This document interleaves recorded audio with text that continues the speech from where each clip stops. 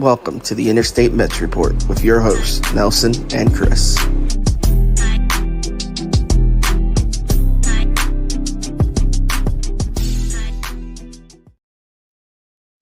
What is up, everyone? It's another episode, another edition of the Interstate Mets Report. This is episode 34. Before we get into it, I want to say almost Happy New Year to everyone that may or may not be listening in on this. Before we get to any of our topics today, as you all know, hit that thumbs up button, hit that subscribe button on both of our channels in the description down below, and make sure you're commenting your thoughts and opinions on the live chat. Follow us on X as well. You know where to rock with us. All of your latest podcast updates and more Mets talk. Nelson, what is up, man? I haven't talked to you in forever. I know you've been busy. The season, the off season, you see it on here. It's Mets cold stove season. We've had a little bit of rumors sprinkled here and there with these reports, but nothing concrete as of yet. We'll try to do our best to make a great show out of these reports and give you sort of what if scenarios about the potential targets the Mets are going after. But Nelson, I got to ask you, how are you doing first and foremost? It's nice to see you up here. Yeah, I'm good. Just been crazy busy with the holidays and the kiddo and being off school and everything. So I haven't barely had time to pay attention to anything going on. I've made a couple videos here and there, but I haven't even been able to do one every day like I wanted to. But starting next week, I should be able to get back to normal. But I'm excited to talk about whatever it is we have to talk about. Absolutely. Like I said, it's Mets cold stove season. We'll give you all the updates. We have some great topics today. We'll be talking JD Martinez versus Justin Turner. We'll be talking Gio Urshela in the third base position. All that fun stuff. Everyone in the comments, make sure you're dropping the comments in the live chat. What up to the That's My Sports podcast? Make sure you're subscribing to them as well. Yuki's in the house saying, hey, Nelson and Chris. And we got John in the chat as well. What up, John? Shout out you. Thank you for rocking with us. And like I said, I'm not in my usual setup today. So if there's any technical difficulties, Nelson, just take it away. And I'll try to get back online as much as I can. So without further ado, let's get into it. Like I said, subscribe to all our channels, all that good stuff. But let's talk about JD Martinez and this DH position that needs to be addressed first and foremost, right? We saw how bad the Mets' 2023 DH production was. We saw the Mets were in talks with Justin Turner a couple weeks ago. And now we get the report, the most recent report, that the Mets are interested and have been at least, I'm not sure if they've directly reached out to JD Martinez in his camp, but they're definitely somewhat interested and eyeing that market. So I put up a little prop here in terms of the 2023 numbers between JD Martinez and Justin Turner, because this has been a battle situation here, whether we're going to either go get Justin Turner or either go get JD Martinez, or the Mets can just forego everybody and I guess leave Mark Vientos out there to be the DH, which at that point would signify that the Mets 2024 plans are what they are. But let's talk about JD Martinez versus Justin Turner here for a little bit. And give me your initial thoughts, because when I first saw this about JD Martinez and the Mets being directly linked to JD Martinez, I was like, well, what happened with the Justin Turner talks? Did something fall through? Did Justin Turner, a 39-year-old that had a great season in 2023, want more years than the Mets were comfortable giving up, or more AAV than they were comfortable giving up? Like, what is going on here? Because that's a very interesting pivot point, right? And a lot of people, when they talk about the DH, these two names go hand in hand. So, Nelson, give me your initial thoughts about these two guys, especially how you view the most recent talks with JD Martinez. Yeah, I mean, I've said it since before the offseason started. Like, one of the biggest targets for the Mets was starting pitching, which I guess we're going with plan B, plan C, whatever the hell it is we're doing. And my second thing that I've tried to hammer home, I wanted a DH. I'm tired of, the Daniel Vogelback experiment was horrible. We've gotten really no production since the DH became a thing for us. And we need someone in there that can take the job and roll with it. I have no issue with either of these guys. I feel like JD Martinez in particular, we've been attached to for rumors for years. Like, it seems like every year that he's available, JD Martinez to the Mets is a thing. It hasn't happened yet. Will it happen this offseason? Who knows? As far as why the Justin Turner thing fell off, I just think it's all negotiation. A lot of times, people or agents and even GMs, presidents, what have you, they negotiate in the press. So it could be a ploy where they want Turner, but they're like, you know what? Let's put it out there that we're interested in JD too. Maybe put a little pressure on him. Hopefully we end up with one of these guys. I honestly wouldn't be upset at either one.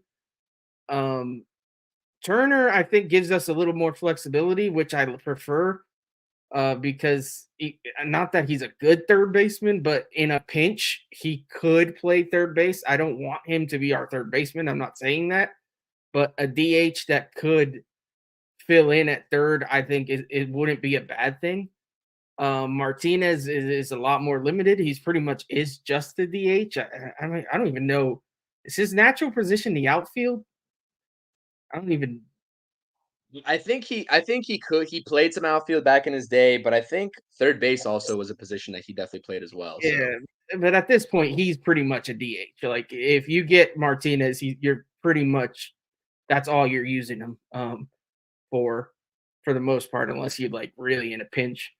But so I think I like the flexibility that Turner would provide as far as not having a guy a la Vogelback that you can literally only use to hit and nothing else. Turner, I feel, could not that he's like I said, not that he's a great fielder, but he could at least fill in here and there. Maybe show Beatty a few things that he knows. I mean, he wasn't a horrible defender in his day when he was a little better. So, yeah, that's where I'm at with it. Like either guy is light years. I said this in a video, I think yesterday. Either guy is light years over Vogelback. Like, honestly, if we sign just about any of these guys that we've been kind of linked to, Martinez, Turner, Soler, as long as they have somewhat of a decent year to their career norms, it's going to be light years above what we got out of DH. So that's the way I look at it. You're just looking for improvements anywhere you can. And at this point, we can't be picky. It seems that we're looking for short-term deals. Both of these guys would fit that mold. So yeah, that's where I'm at with it. Yeah, and before I get into that, I just want to shout out some more comments here. We got Josh checking in here. What up, Josh? Appreciate you tuning in. We got Stony in the chat saying Happy New Year coming soon. Shout out Stony. Thank you so much. Sanders is saying Mets should sign JD Martinez for DH, Gio for third base, Eddie. I mean, we can go get all these guys. I just don't think that's feasible. The list goes on and on and on. But Sanders in a real life scenario, that crazy, to be honest. Like if all of these guys are willing to take short-term deals, that is a viable plan. I don't know that we're going to sign every single one of them, but I wouldn't complain at that necessarily.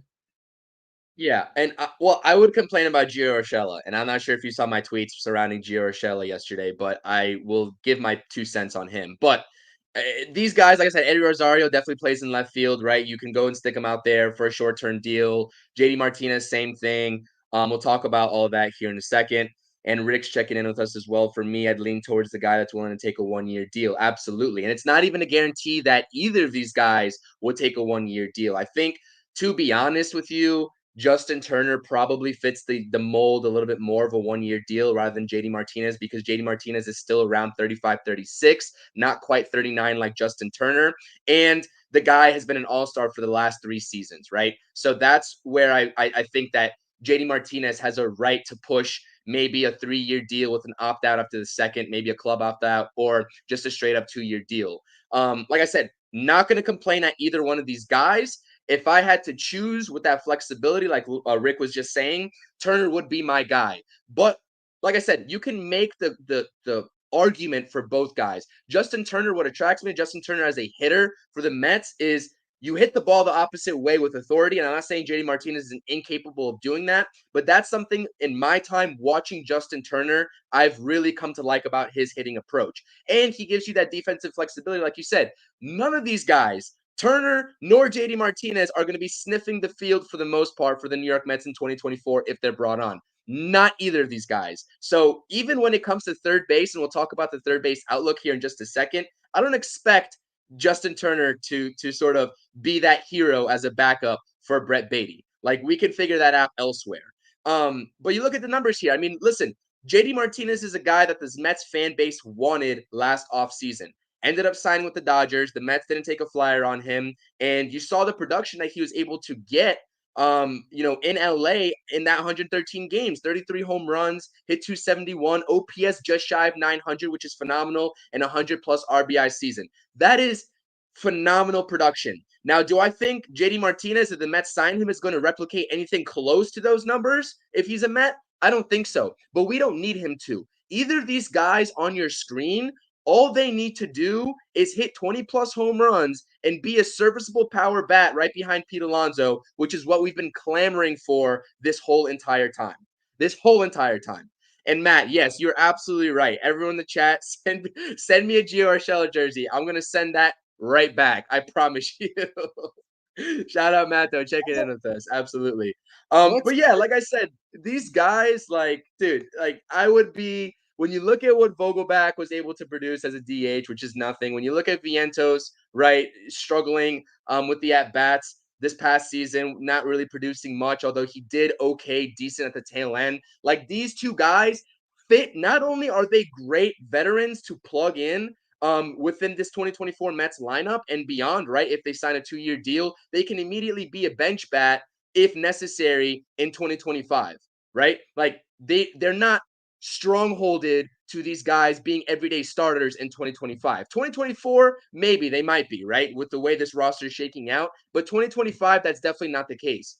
So like I said, serviceable guys, veteran guys, would love to have either of these guys really bat behind Pete Alonso in this lineup and get that true production from Pete Alonso. Now that I'm saying that we haven't seen Pete Alonso's true production so far in the major leagues, but I think it definitely would help him out just a little bit. And, it's a no-brainer for me. I mean, I know we talked about Soler here multiple times. Honestly, at this point, any way you shake it up, I will accept. And honestly, I have to hold true to my word. If Vientos is the opening day DH for the New York Mets, I can't fault the New York Mets for sticking with Vientos and getting him those at-bats and actually committing to him. I know that would be I've seen actually some people who want Vientos as a DH. Is that what I'm saying my priority is and my first choice is? Absolutely not. But when we've seen this offseason how it's played out, Nelson, I want to get your take on this too. Naturally, our expectations have lowered for the 2024 season, right? Just naturally. And I'm not saying the Mets are not going to go out there and compete for a playoff spot, and that's not what they want.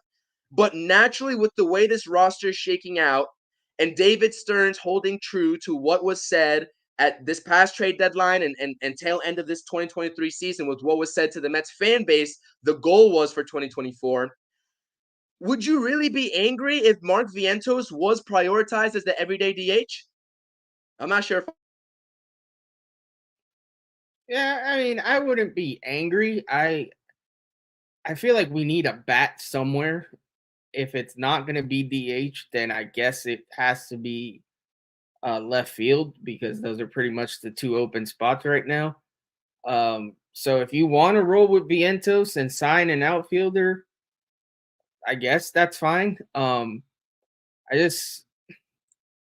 personally have trouble. I mean, I know Vientos had that hot end to the season.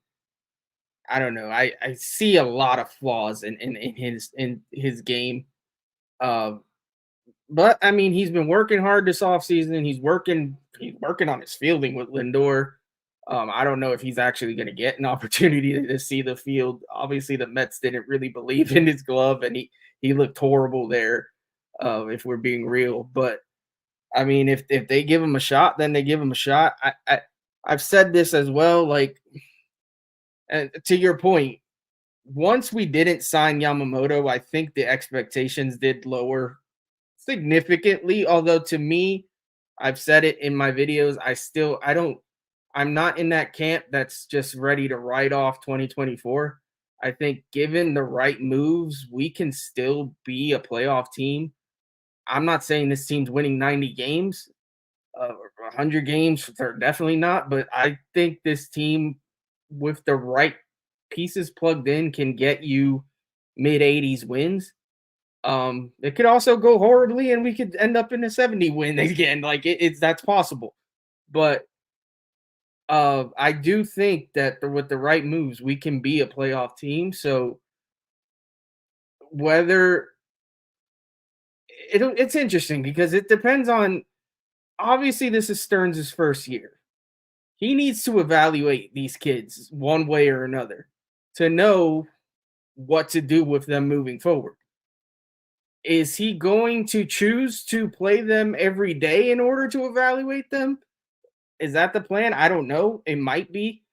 Or is his move more to like plug and play and maybe platoon them or what have you? Who knows? But I know that he's got to be thinking in terms of I want to see for myself what these kids have, because you can evaluate from afar, but being able to actually see them play in front of you is different. And so obviously we have different guys in the building, different front office guys, different scouts and what have you. So they're probably going to want to see what these kids have and make their own judgment. So if you want to roll with Vientos, that's fine. But personally, I'd prefer to sign one of these guys.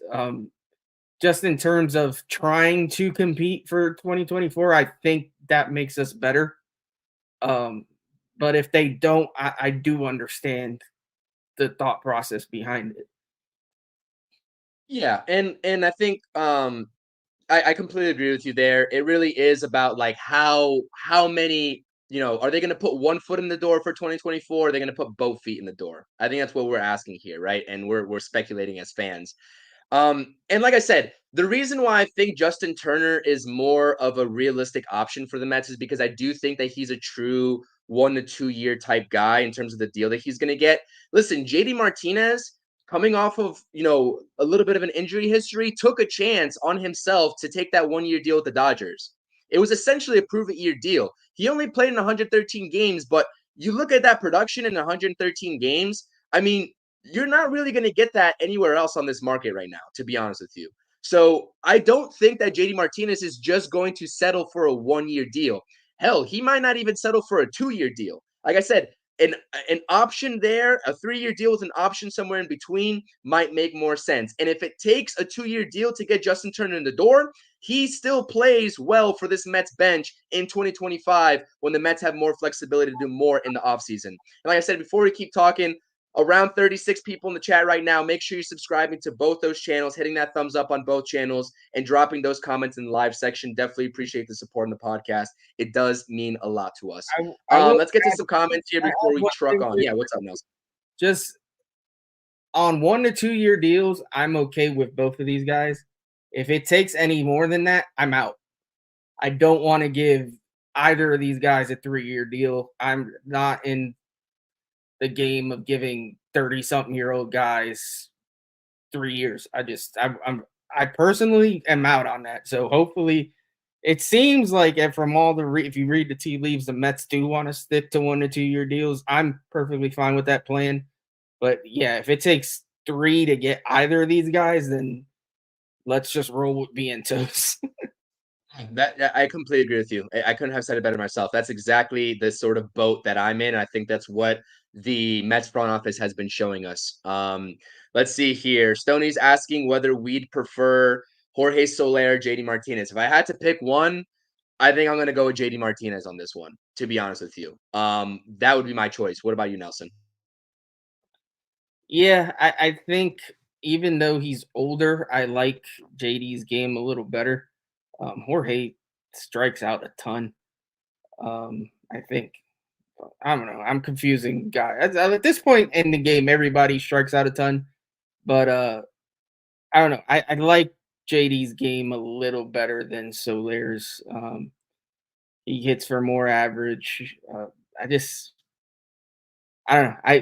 I would, like I said, I wouldn't be mad at any of these guys. Soler as well, but I feel like you're gonna have to pay Soler more for some. I think. Yeah, I think I'd go with JD. It's tough because JD's coming off of an all-star season. Solaire's coming off of an all-star season. Justin Turner's not, but he had a great season and he played 146 games at the age of 38 for the Boston Red Sox this past season. So like the market is really tough to sort of gauge here with these guys, given those respective accolades and the age factor. We got Frank checking in saying, "Let's go Mets." I definitely appreciate you. Richard saying he's got you, CP. Got me, CP. I appreciate it. Thank you for hitting that thumbs up and subscribing to all the channels. Appreciate it. We got Ant from the Subway to Shea podcast. Make sure you're checking him out and subscribing to his channel. Either one of these guys are good, and I don't think it will stunt the growth of the kids. Remember JD and Turner's age. Those guys will need adequate rest to stay healthy. Absolutely. You could see a little bit of a load management type situation with these guys as well. And those guys, I would not be mad about platooning, right? Like you platoon those guys, that's fine. Who cares? And I think someone else made a good point in here, and it was, and again, following up, saying these guys might want one more chance, one last chance in their careers to win a World Series. I agree with that as well, especially for Justin Turner's sake.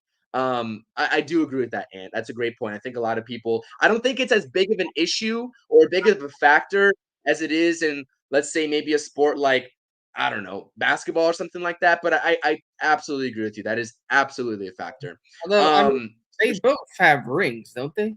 Pretty sure. I believe so. Yeah. I mean, Justin Turner with the Dodgers, right? And then JD with the Red Sox. Red Sox, So yeah. So I mean, yeah, you could. I mean, one more ring would never hurt, but yeah, it's a little different when you've already got one than when if you're still like hunting for one.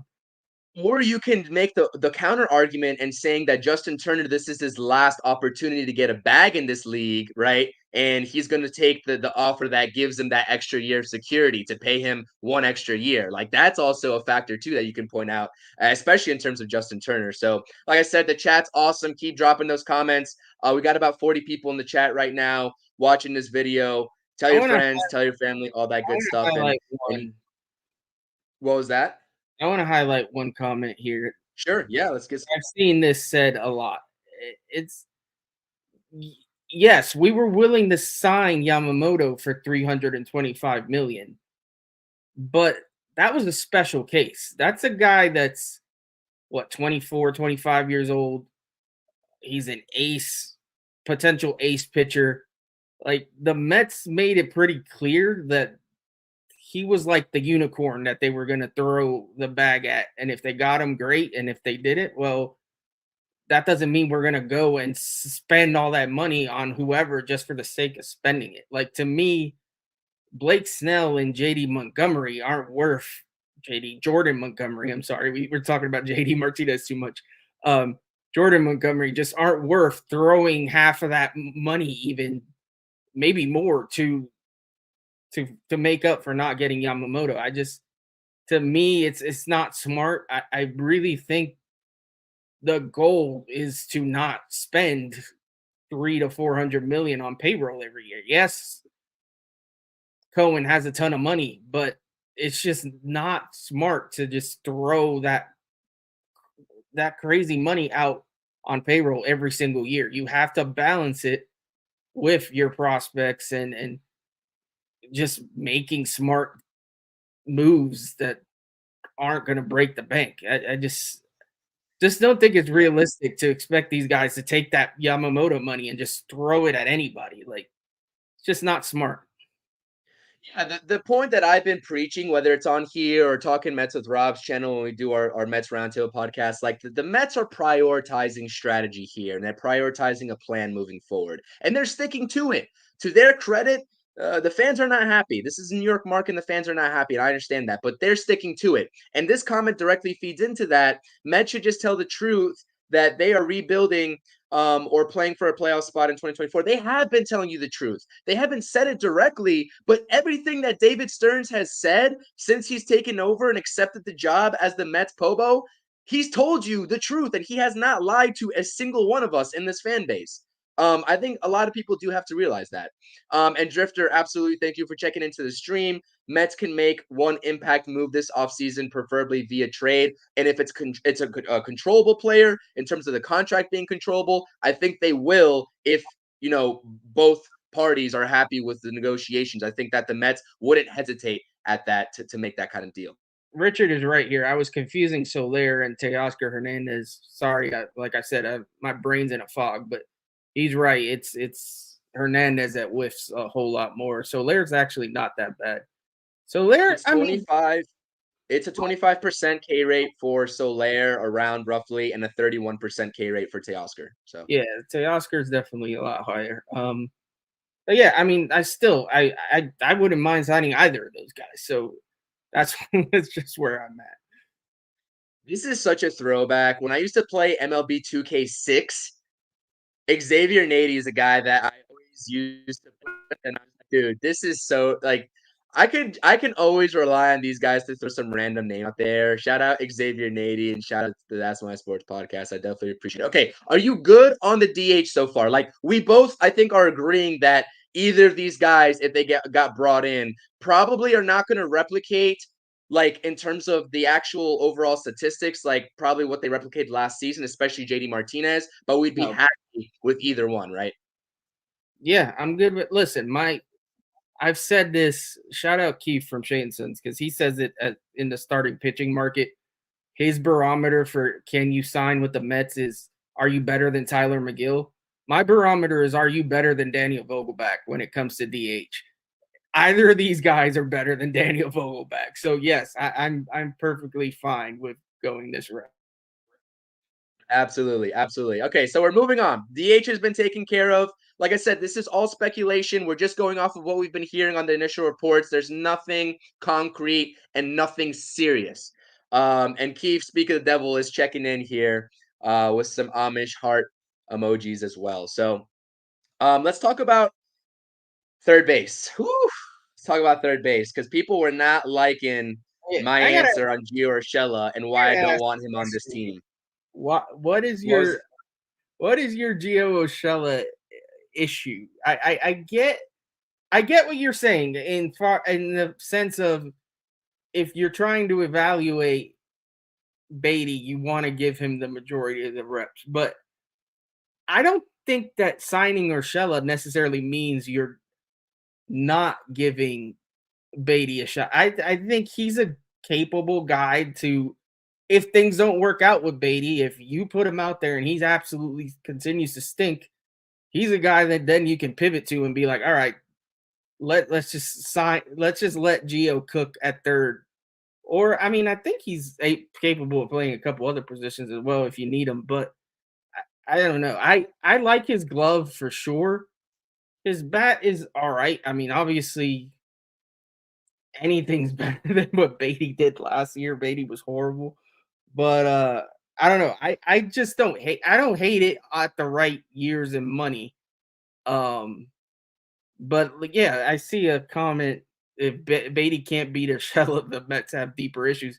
I kind of agree with that. Like, you can sign Urshela, and then listen, Beatty's just got to go win the job. Like, you were a top prospect for this team. Like, step up, bro. And if you can't, then you have Gio to step in for you. That's what I'm saying, though. Like, this is the comment that I take issue with because, like, if you're bringing Urshela in to compete with Brett Beatty for the job, like, that means they're serious about giving him the opening day job at third base, which is my whole point of why I don't want Urshela. Like, I don't want him anywhere near the opening day third base position. Like, I don't care what Brett Beatty does in spring training. This is a guy who didn't start off. He got hurt at the tail end of 2022, and he didn't start off on the opening day active roster in 2023, and he got brought up thereafter. Like, I'm not saying, like, maybe I'm being too lenient with Brett Beatty in terms of him getting in the rhythm. He's only got, 100 and just around 120 games under his belt, not even a full 162. Like, this is a guy that we both said earlier on in our Interstate Mets, maybe when we didn't have as large of of people tuning in, that it's not feasible to give up Brett Beatty at this juncture of his career, right? He's 24 years old. He's not the guy. He's not the 21, 22-year-old exciting prospect that's going to come in and make an immediate impact like Ellie De La Cruz did, right? That's not happening. That ship has long sailed. But what we can do is give him every ample opportunity in this bridge year to display that. And like your point said, Nelson, what is the leash point for Brett Beatty? You said if he stinks it up and you have Gio Urshela to come in and relieve him, how are we judging that leash? Like, what's the judgment there? Like, what point of the season? Halfway through, 3/4 of the way through? Like, there needs to be a plan there, is my whole point. You know what I mean? No, and I'm fine with it. I'm not saying this is where I guess the disconnect with me is I'm not saying necessarily make it a third base battle at spring training. Like, I think Beatty should be given the opportunity to run with the job. But yeah, there has to be a point, and I'm not the manager. I don't know where that point is. To me, I give him a couple months, but if he hasn't shown that he's made any progress, and to me, it's not even just with the bat. Defensively, he was horrible. Like, you need to show me that you can make the plays at third base. If you can't, we cannot continue to roll you out there. It's just not feasible. If you're going to do that, you might as well stick Mark Vientos at third base. So that's where I'm at. So having Gio Urshela to kind of push him a little bit, I don't think that's a bad thing. And if he's too fragile to that he can't have a guy behind him like pushing him and that throws him off, then maybe sayonara, you need to go play in Oakland because I feel like that's the best place for you where nobody's watching you and your mental can stay afloat, because that's where I'm at with Beatty. Like, I'm not ready to just give up on him, but the leash isn't incredibly long either. Like, he has to show me something. Yeah. And no, like I said, like, to be honest with you, I'm going to be very transparent about this. If there was a perfect world where the Mets could have traded Brett Beatty this offseason for something valuable, right? And if his I guess quote unquote value wasn't low, then I might have explored that. But that wasn't an option for the New York Mets in this front office at all. So you have to see where he's going to go. And I'm not saying that Brett Beatty has been the next best thing or is going to be the next best thing since sliced bread. You see the stats and they speak for themselves on your screen. I'm not trying to sell you a beater of a car. Like, I'm not trying to sell you that on Brett Beatty. What I'm saying, though, is that you guys know what I'm saying. And Nelson, I know you know what I'm saying. But it just comes to a point where there's a trade market that's developing for premier third baseman in the 2025 offseason. And there's a couple of free agent big names that they don't get extensions with their respective teams that you could potentially sign in free agency. So that's what I'm saying is, like, let this kid either prove himself or not and go to 2025 and go get yourself a third baseman via trade or free agency. That's all I'm saying. 108 games in 2023 with the 10 games that he appeared in 2022 is not enough of a sample size. I think the chat, that's all I want you all to know. Yeah, no, I'm with you. I don't know if the chat is. I do want to address this comment. Personally, no, I did not want Mauricio at third base. I felt Mauricio looked better at second base. I felt he had some chemistry with Lindor up the middle. I personally, if Mauricio didn't get hurt, I was saying it time and time again.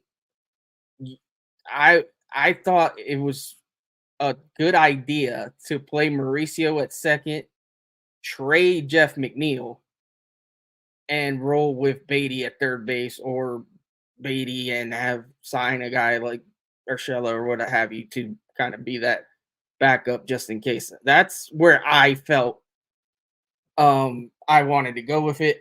Obviously, once Mauricio got hurt, that changed. I don't think McNeil is expendable at this point. I think now we need him for second base.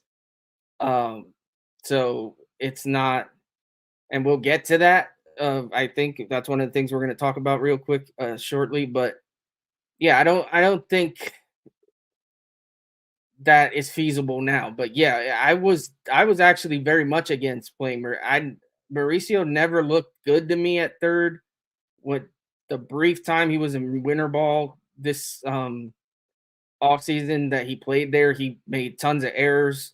I didn't like what I saw there. I thought second base was gonna be his home. That's what I thought too. I'm right there with you. I would have rather seen if Ronnie Mauricio was still in the picture for 2024. I would have rather seen him play second base. And if Gio Urshela could play second base, I'd have no problem bringing him in to play second base while McNeil roams left field if he's still going to be around. Like I would have no problem with that. And we'll talk about it here, the second base market in a second. But this right here is not true, Richard. You cannot send a 24-year-old down to the minor leagues anymore already than they already have to in hopes that he figures it out. Like it's just not happening. It's not happening in New York at least. So I would not count on that. Brett Baty is going to be on the opening day roster. He's going to start at third base, presumably. I would hope because it would be very counterproductive if he doesn't. And that's going to be it. He either proves himself and he sticks around, or he doesn't and he's going to be out of here come 2025. That's as simple as it gets. Like that is plain terms what was happening. And yeah, like I said, there's a lot of factors here at play. Yeah. To that point, Gio, he hasn't played a lot of middle infield, but he has played some shortstop in a few games at second. So it's not out of the realm of possibility that he could play elsewhere, not just at third base. I did see that. It was a very limited sample size. I didn't really look too much into it, but I did see that he has at least an inkling of experience over there up the middle too. So I do understand that as well. Let's see here. Trying to see if there's any comments. There's a lot of comments here, which we'll get to toward the end. Shout out Yamid here. I saw enough of Beatty at third, move Beatty left, and Mauricio looked better than Beatty at third. I mean, if you guys don't want to win ball games and you want to stick Brett Beatty at left field, presumably where he's worse and defensively, then by all means, like let's do it. I just don't think that's going to happen, to be honest with you. Like there's only so much maneuvering you can do with these guys that are struggling defensively. And that's the same reason why I don't think Vientos is touching the field at all. Whether the only time Vientos will touch the field in 2024, in my humble opinion, and you guys can come back to this if I'm wrong, I'll openly say that I'm wrong and I was wrong, but we're not going to see Vientos at third base at all. We'd see him behind Pete Alonso at first base, maybe. If Pete Alonso needed a day rest and Justin Turner signed somewhere else, we would see Vientos backing up at third base or at first base, but it's not going to happen at third base. Let's just give that up. But yeah, like I said, that's my third base outlook for the New York Mets. It's Brett Baty's job to lose. If you want to bring Gio Urshela in here to back up Brett Baty, by all means, go and do so. I just have a lot of reservations about Gio Urshela signing up for that type of gig with the New York Mets. That's where I'm at with that. I have a lot of reservations about that. So Gio Urshela is not at the forefront of my mind.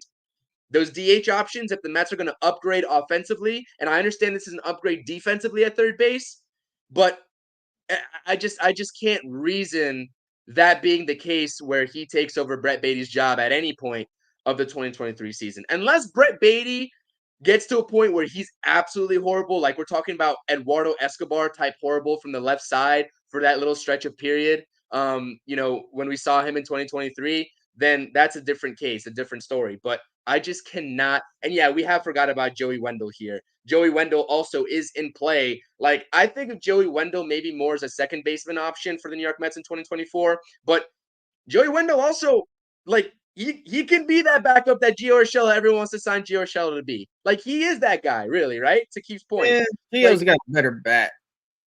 Of course. I mean, he's coming off 299. He's usually floating around 250, 260 when he plays a decent amount of games in a season. He only played 62. But what else minus this average and maybe a little bit of a better defensive sort of option at third base are we really clamoring for here? What are we doing? He's hit 2 home runs last season. He hit 299. Great. The OPS is horrible. He doesn't drive runs in. He doesn't hit for power. What do we want in Gio Urshela? That's all I'm saying. He only played, let's be fair, he only played 60 games last year. The year before, where he played 144, he hit 13 homers and had 64 RBI. His OPS was 767. That's not bad. I mean, I don't know that I want to give a guy like that a ton of money or anything like that, but that's not horrible. He hit 285. Like, he has had a couple serviceable seasons. I mean, going back to, it's been a while, 2019 with the Yankees, he hit 21 homers, 74 RBIs, he hit 314.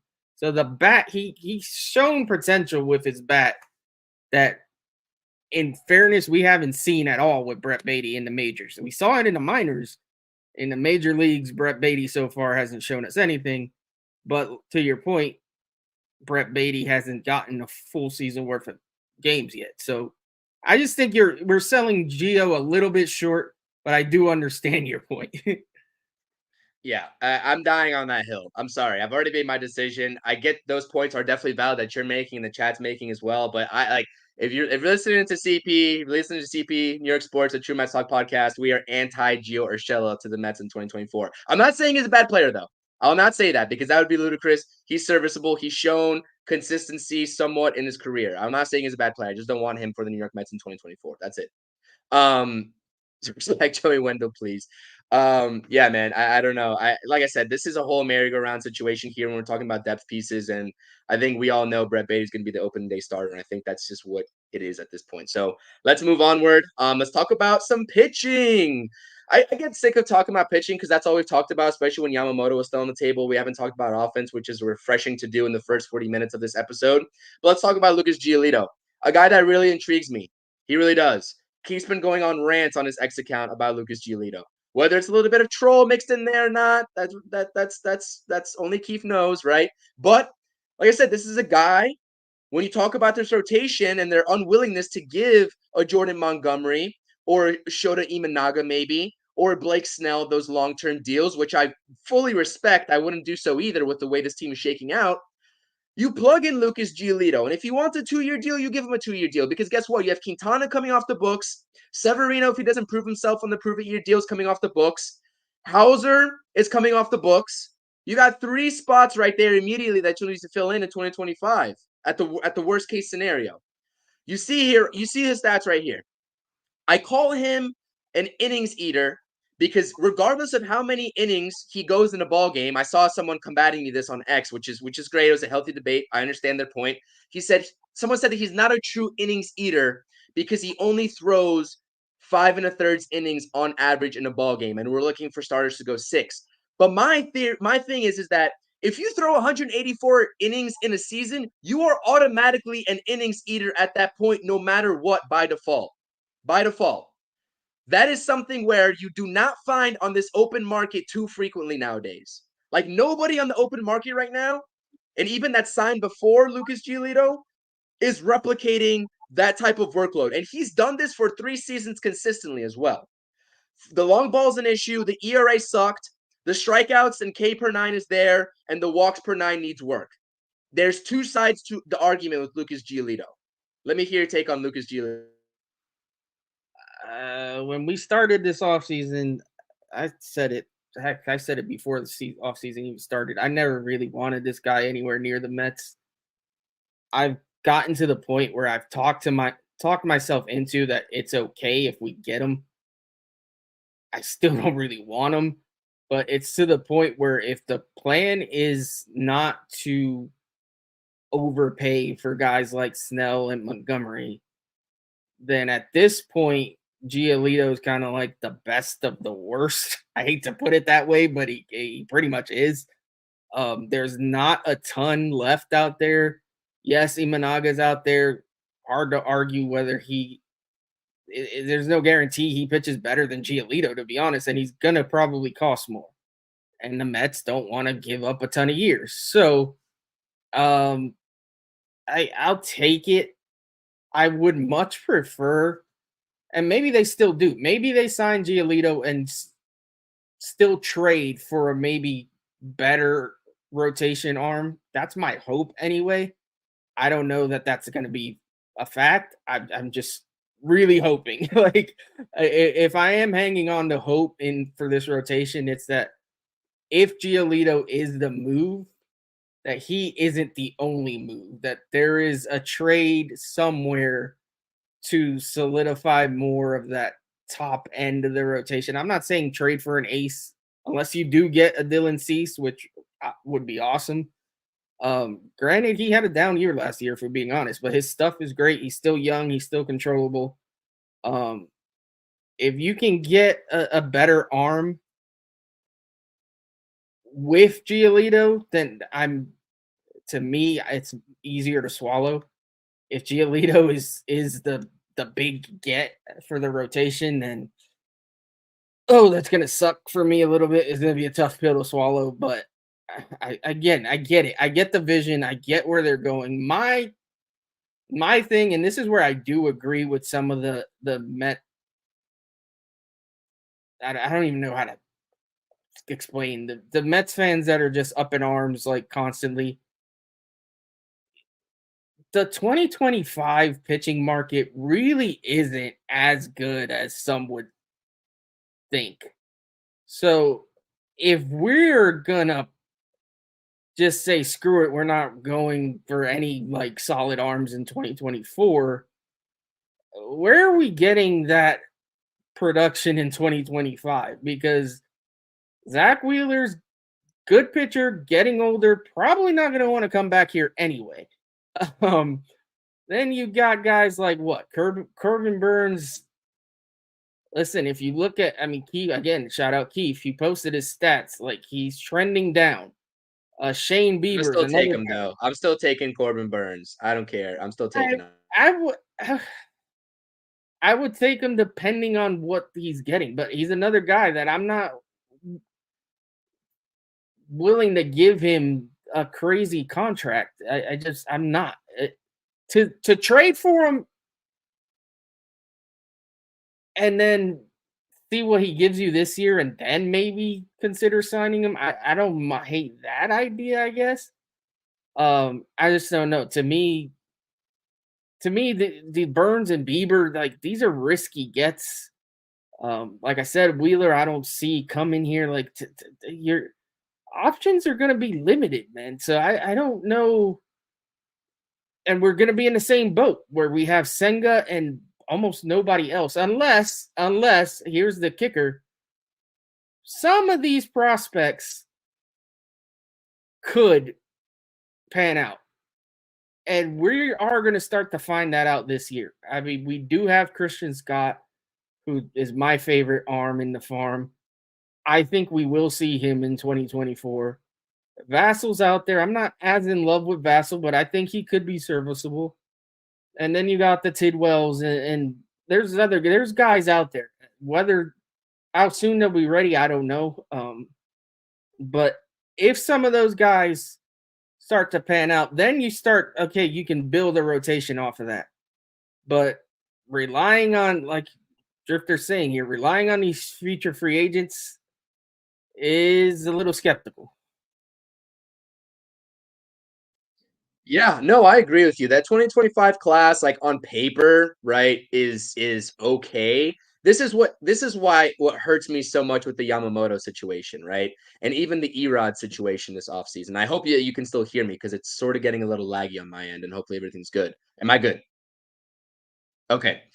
That's what hurt me a lot with Erod and Yamamoto in this class, because like I saw that 2025 class and on paper it looks decent and it looks salvageable, but when you look at the ages of that class, it's not great, right? And you already said Zach Wheeler's probably not coming back. Say what you want about Corbin Burns. If the Mets have to go get him and they have no other options, right, then they're probably going to make an offer to him. Like, despite everything else that's going on with him, that's, the trend downward, like you said, and like he's been saying. But that's what, like, you would have had an established foothold at the top two of your rotation in Yamamoto and Senga, and it would have been great. And I hate to just go back and say this guy's name because of all the press conference answers that we got out of him. I mean, he's bogus. He's bogus. Forget about the guy. But it would have been nice.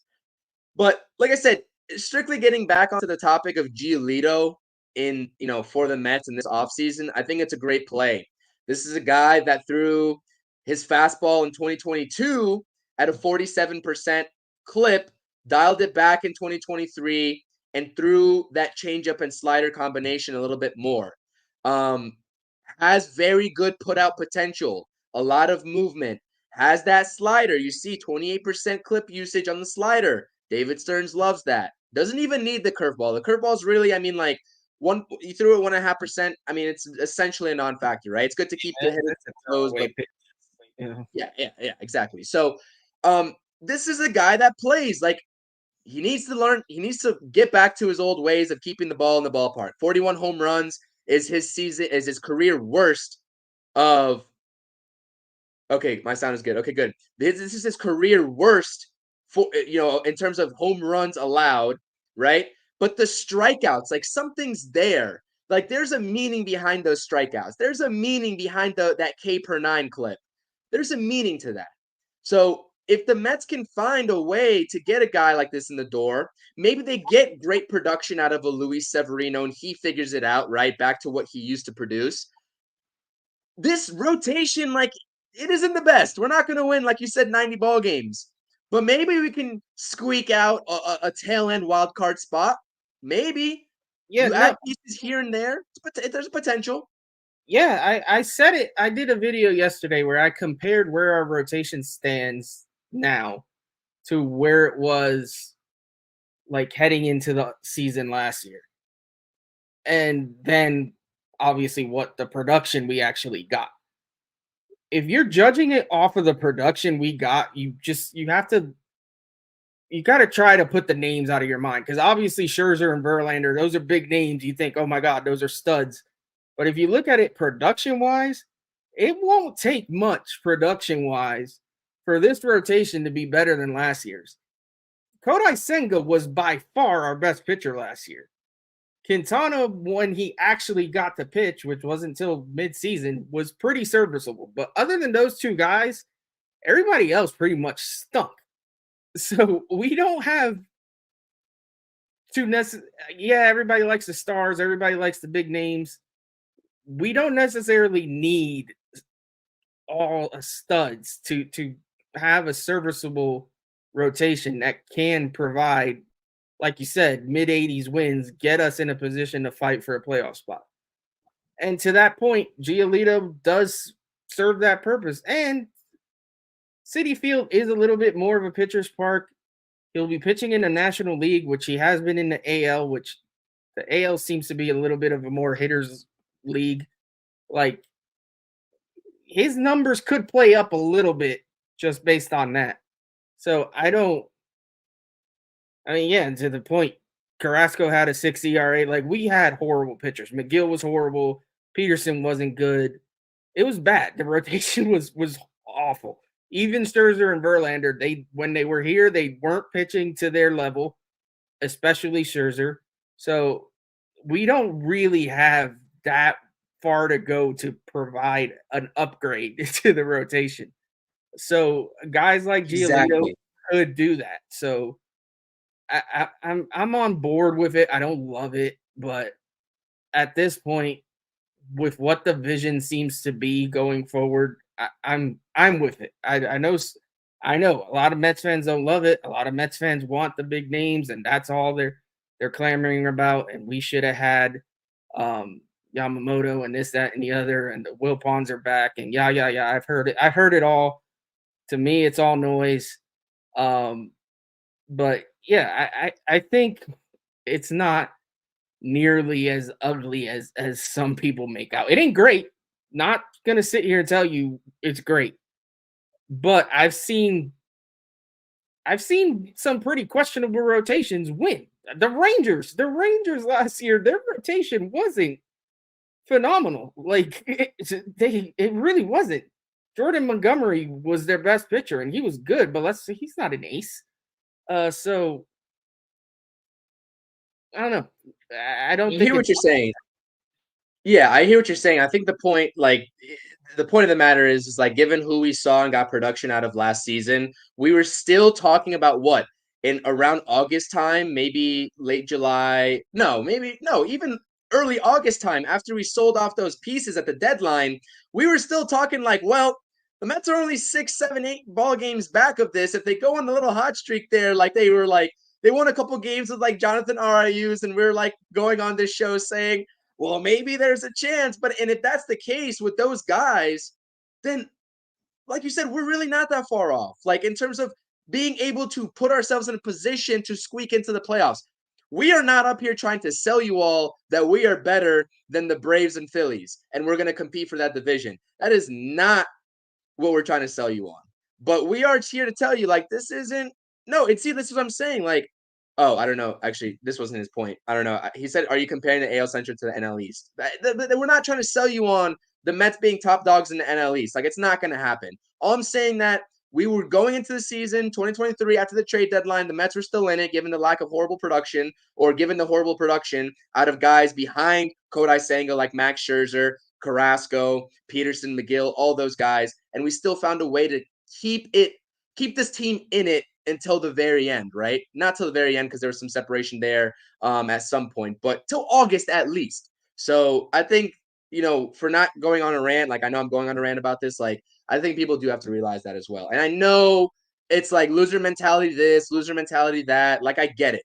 But we're up here talking about Lucas Giolito, but neither of us on here wanted Lucas Giolito at the beginning of the offseason. He was not at the forefront of our minds at all. Like, we're going to be blatantly honest about that.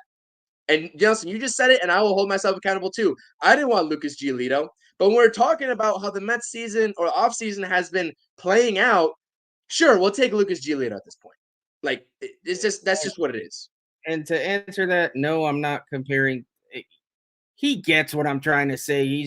I'm not in the mood for your BS today, Easy. I'm just really not. So I'm just gonna let that one go. I will answer this question. You think the IFA pool money is, if it's not spent, they sign a guy with a qualifying offer? Honestly, there's a guy on Twitter, I hate that I'm not going to remember his handle.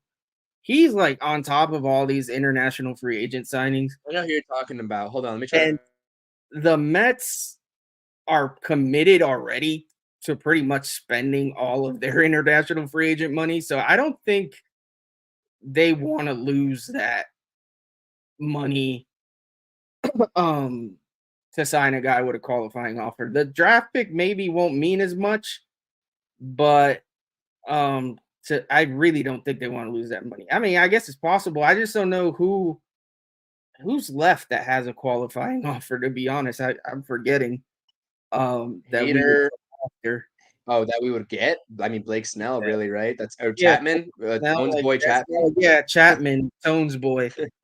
I mean, I guess do they want to do that? I don't see it. I don't. I mean, I really hope they don't go after Snell. I get it. I get why people would want him. I'm not a Snell guy though, so I don't know. I don't see it, but anything is possible. Stearns doesn't show his hand, man. I don't know. I still think we're gonna get a trade out of nowhere that none of us see coming. I still see that being the case. What do you think about, since we're on the topic of Lucas Giolito, John's bringing up Sean Manaea, who's been absolutely putrid since his Oakland A's days, right? But we all seen the tweets about him getting in that pitching lab and upping his velocity to like 97, 98 from the left side. Like, would you take a flyer on him at all, to answer John's question? Like, at this point, if we're talking Lucas Giolito, you might as well, right? Take a flyer on anybody, I guess. Like, I mean, we're really not in a position to, beggars can't be choosers, right? So if we're not going after the top tier guys, we have to try to find a diamond in the rough somewhere. Is that Manaea potentially?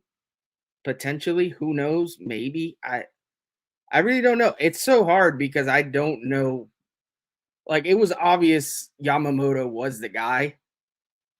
After that, nothing's obvious. Like, it's a total guessing game. Like, Yamamoto was the main target we missed, and now I have no idea where we're going. Shout out Yuki. I appreciate you supporting the podcast. Like I said, everybody's welcome to their opinions in the live chat. This is public. Like, you guys can say whatever you want in the chat. Be respectful about it. Like, we have our thoughts and opinions. You guys have yours. We can come to a common conclusion. We're Mets fans at the end of the day. We're all Mets fans. And I appreciate you guys are even here to begin with and taking time out of your day for us. But like I said,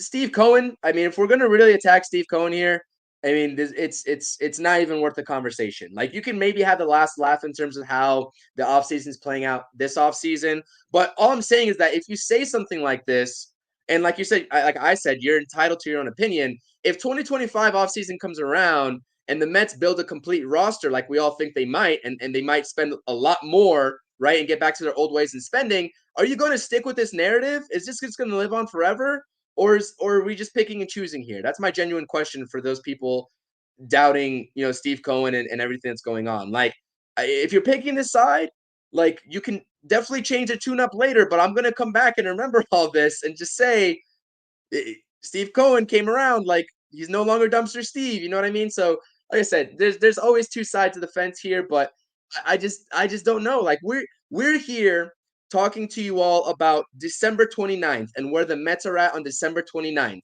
We could come up here and talk about how we all hate what the Mets are doing and how we hate what David Stearns is doing, but we're choosing to take a more objective route at this and play the game that the Mets are playing this offseason and look at these tier B type guys and analyze them. That's all we're doing. Let's see here. Stearns got Yelich in a second year, so Moneyball until 25. Yeah, okay, game 4. See, that's what I'm saying. Like, you understand the thing here. Like, the Mets might be playing Moneyball in 2024. I'm not gonna put that stamp past them because really, like, can we say that it's anything else but Moneyball at this point? They're setting themselves up for future success. And we just have to have the patience. And if you don't, as a Mets fan, it's okay because a lot of people don't. But you got no choice. You got no choice. To be honest with you, none of us have a choice. You got a choice. That's my only point there. You got a choice. You can choose to be miserable, but I think you as well are choosing not to be. Is where we're at. We're trying to stay positive. Yeah, absolutely. Absolutely. Talking Mets with Rob's in the chat. He's going live with Talking Mets with Hayden or Mets Talk with Hayden later. I cannot. I'm going to be out tonight. So those guys can hold it down. I'm not sure if you're hopping on with them, but I'm busy. So go check that stream out later on today and subscribe to his channel. And New Year's resolution, try to not have the Mets annoy me. Yeah, man, absolutely. Absolutely. Like, let's try. Composure is key here. Composure is key. John agrees, and Yuki agrees as well. He's saying, yo, Rob, what's up? Patty's in the chat. What up, Patty? Saying good point to Game for War here. So I appreciate all the comments. Let's get into our last topic of the day before we get out of here. It's a lovely Friday. We got about 50 people in the chat. So like I said, make sure you're subscribing to both channels. Get us both to 350 subscribers. We're well on our way there. Make sure you drop those comments and hit that thumbs up on both channels. We definitely appreciate it and helps this channel, this show grow. So I appreciate that. I'm sure Nelson does as well. Let's take a look at second base. Jeff McNeil's numbers, because as of right now, if the season were to begin today, Jeff McNeil is the second baseman. I firmly believe that. So here are his numbers from 2022 versus 2023. Are we expecting a bounce back season? Nelson, I know your take on Jeff McNeil. I know you're not completely sold on him, but I do think that his sample size in his career does indicate, right, for me that I can expect better than what we saw in 2023.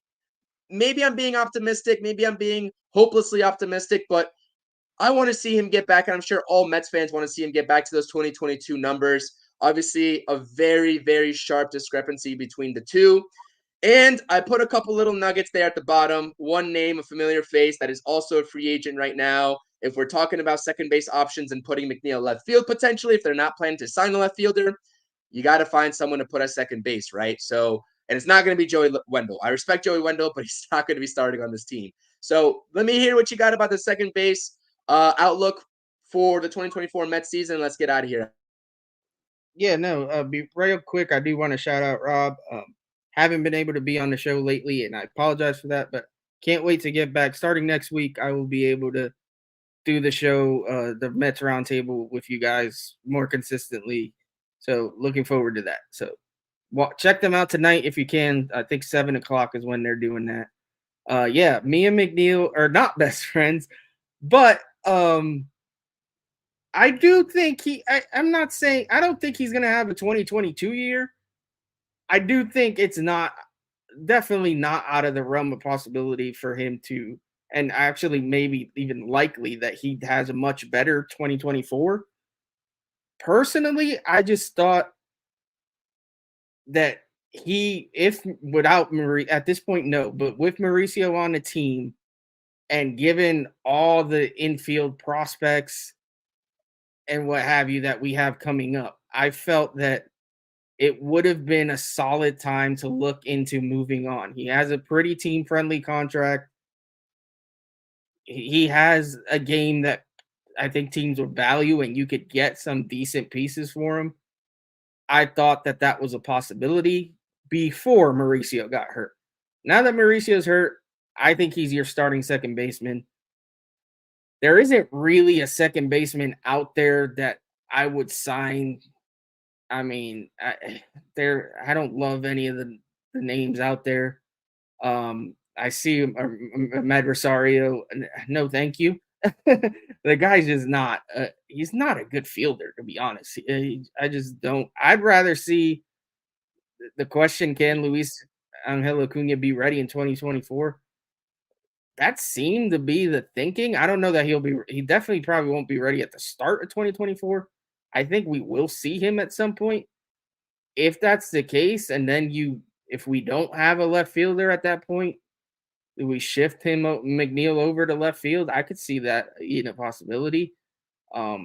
If Luis Angel comes up around the deadline or before the deadline and hits the ground running, do the Mets then maybe trade McNeil? I don't know. It depends on a lot of things, obviously, like what the team's looking like record-wise and everything else. So anything is possible.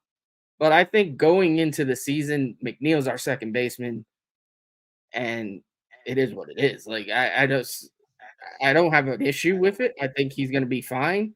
But yeah, I just before Mauricio got hurt, I thought he definitely was. I truly believe he was going to get traded. I could be totally off base, but I think he was. Yeah, absolutely. First of all, can you still hear me? Because the internet's going out a little bit. Yeah, you're getting a little fuzzy, but I can still hear you. Let's try to wrap it up. All right. I will say before we get out of here that last year with the Dodgers, in 36 games at second base, Ahmed Rosario did not commit an error. That's all I was thinking about the Ahmed Rosario situation there. But yes, absolutely. The way this offseason has shook out, we're not going to get, it doesn't look like McNeil's on the table to be traded. That's what I'll say in terms of how this roster is shaking out. So I completely agree with you. I think the best bet is here to sort of plug him in at second base to start. Luis Angel Acuna comes up when he's ready. And then, if it's midway through the season or a little bit beyond that, you plug him in there and you move McNeil to left field. I think that's the play here, barring any sort of, I guess, unforeseen trades here, big name trades that we might see for, second base doesn't have a good trade market, but left field maybe, or signing something of that potential. So that's all I got on the second base market. I know my internet's kind of cutting out here. I apologize about that. But unless you have anything else, we can wrap things up and get out of here.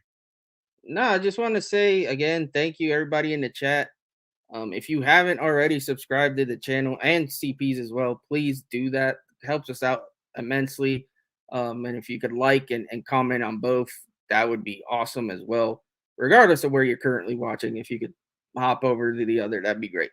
Other than that, I hope everyone had a great Christmas. Merry Christmas if you didn't get the message when we said it on our Christmas episode, which was awesome with Chris. That was with Keith. That was a fun episode.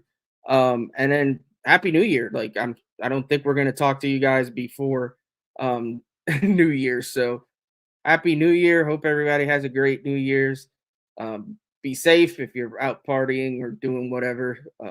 Take it easy, be safe, and have a drink for me. Yeah, absolutely. And like I said, I'm just echoing all of your thoughts because, like I said, I don't know if I'm coming in fuzzy here or not. But until the next time on the Interstate Mets Report, Nelson, please do the honors by doing the outro, and we can get out of here. All righty. Thank you, everyone, for watching. We'll see you. Have a great weekend. Have a great Friday night. Let's go Mets. Thank you for watching the Interstate Mets Report. Streaming Tuesdays at 5 p.m. and Fridays at 4 p.m. Eastern Standard Time. Make sure to like, comment, and subscribe